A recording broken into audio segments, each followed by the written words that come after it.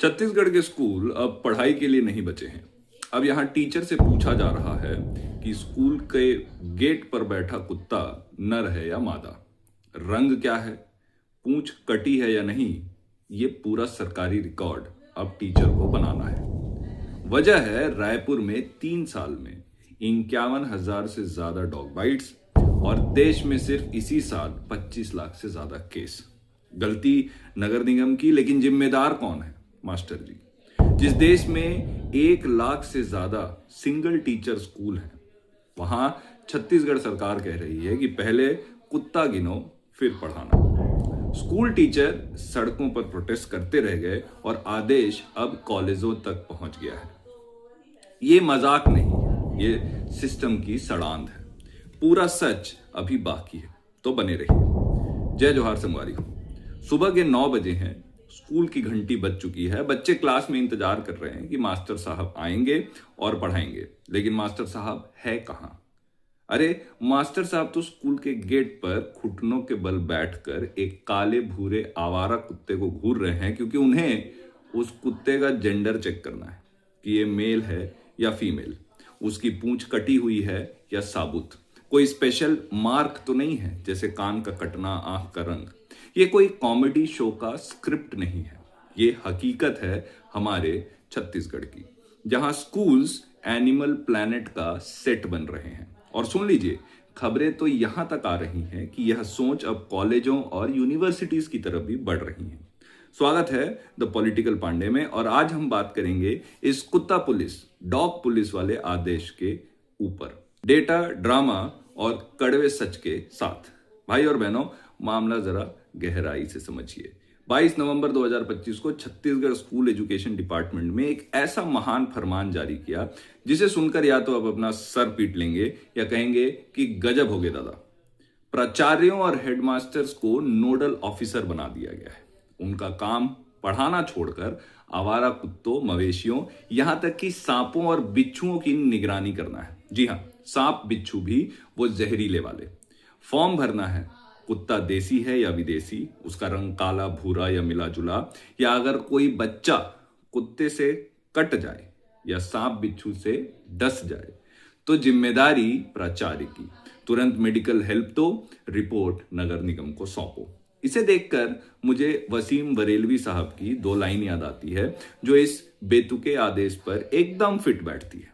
उसूलों पे जहां आंच आए, उसूलों पे जहां आंच आए, टकराना जरूरी है। जो जिंदा हो तो फिर जिंदा नजर आना जरूरी है। हमारे टीचर्स आज जिंदा तो हैं, लेकिन ये सिस्टम उन्हें धीरे धीरे मार रहा है, उनकी एनर्जी चूस रहा है। नगर निगम अपना काम करने में फेल हो गया है। कचरा न साफ करने से कुत्ते बढ़ रहे हैं, शेल्टर्स ना बनाने से समस्या बढ़ रही है, लेकिन बलि का बकरा कौन? हमारे टीचर्स, मास्टर्स।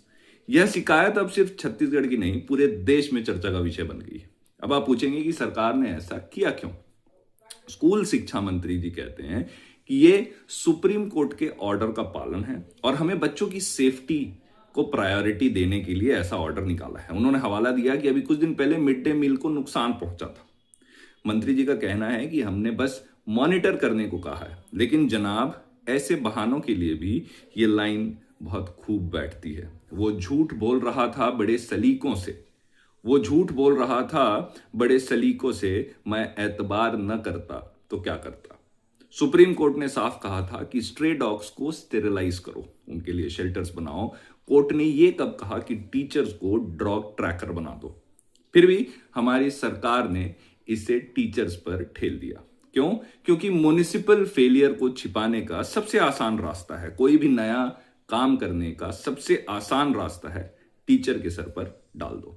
डेटा देखिए, अकेले रायपुर जिले में पिछले 3 सालों में 50,000 से ज्यादा के डॉग बाइट्स के केस आए हैं। नेशनली ये आंकड़ा लाखों में है। समस्या रेबीज और आवारापन की है, जिसका समाधान वैक्सीनेशन और शेल्टर्स है, ना कि मास्टर जी का रजिस्टर।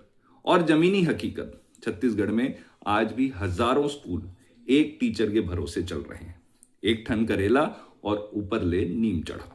एक तो टीचर की कमी है, और जो हैं उनसे आप कुत्ते गिनवा रहे हैं, सांप बिच्छू की गणना करवा रहे हैं। ये शिक्षा व्यवस्था पहले से ही लंगड़ा रही है, इसे और मत तोड़िए। मास्टर टीचर्स जादूगर हो गए हैं। कैसे? अब सुनते जाइए। सुबह क्लास लेंगे, दोपहर को बीएलओ बनकर वोटर लिस्ट चेक करेंगे, शाम को सर्वे करेंगे, रात को जनगणना, मिड डे मील का हिसाब लेंगे और अब उसके साथ कुत्तों और सांप बिच्छुओं की निगरानी भी। डेटा कहता है कि टीचर्स अपना 20 से 30% का समय इन कामों में बिताते हैं। ये बोझ बर्नआउट का कारण है या आदेश शिक्षकों की गरिमा और सम्मान पर तमाचा है? जॉन एलिया साहब के अंदाज में कहूं तो टीचर्स का हाल कुछ ऐसा है। बहुत मशहूर है अपनी कहानी दर्द की, लेकिन हंसी आती है जब कोई मोहब्बत या इज्जत की बात करता है। सरकार इज्जत की बात करती है टीचर्स की और काम उनकी योग्यता से बिल्कुल अलग करवा रही है।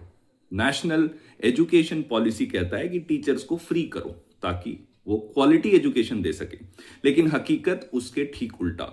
इन सब फालतू के काम से टीचर्स की क्लासेस मिस होंगी, बच्चों का नुकसान होगा। प्रचार ये कह रहे हैं कि मैं कुत्ता गिनूंगा तो क्लास के बच्चों को पढ़ाऊंगा कब?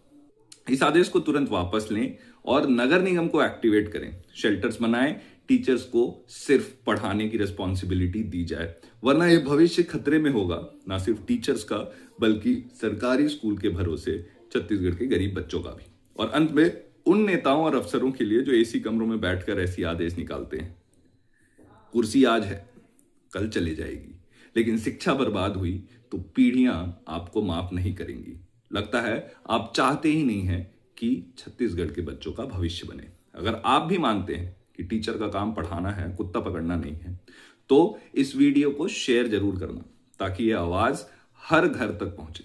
मैं हूं द पॉलिटिकल पांडे, मिलता हूं अगले वीडियो में। तब तक के लिए अलविदा। स्वस्थ रहिए, मस्त रहिए, व्यस्त रहिए, सच खोजते रहिए, सवाल पूछते रहिए। जय जोहार, जय छत्तीसगढ़।